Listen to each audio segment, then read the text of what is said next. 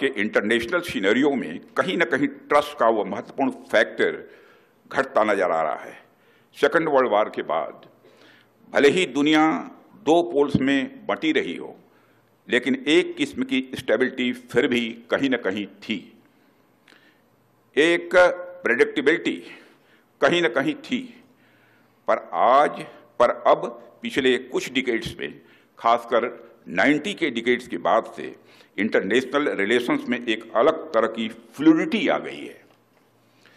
एक तरफ तो राष्ट्रों के बीच के आपसी रिलेशंस टूट रहे हैं या कमजोर पड़ रहे हैं, तो दूसरी तरफ कुछ नए इक्वेशंस बनते हुए दिखाई दे रहे हैं। आज पूरे विश्व में एक अनसर्टेनिटी का माहौल नजर आ रहा है। जगह जगह कन्फ्लिक्ट्स चल रहे हैं।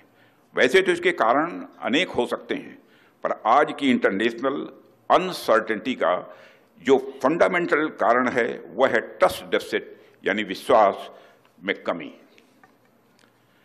साथियों, इसके ठीक विपरीत अगर हम अपने देश को देखें तो हमारी यह कोशिश रही है कि देश के भीतर अलग अलग क्षेत्रों में कम्युनिटीज और इकोनॉमिक सेगमेंट्स के बीच ट्रस्ट का एक मजबूत इन्वायरमेंट बने।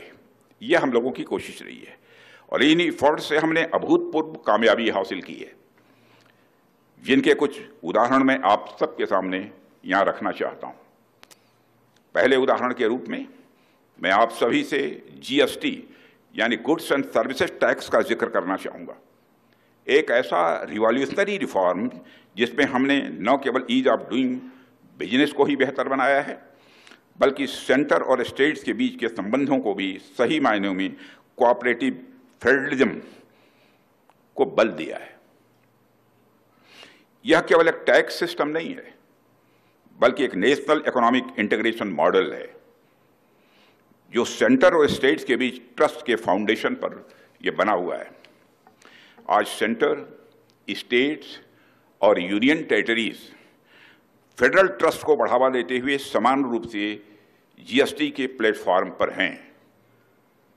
साथियों, ट्रस्ट बिल्डिंग का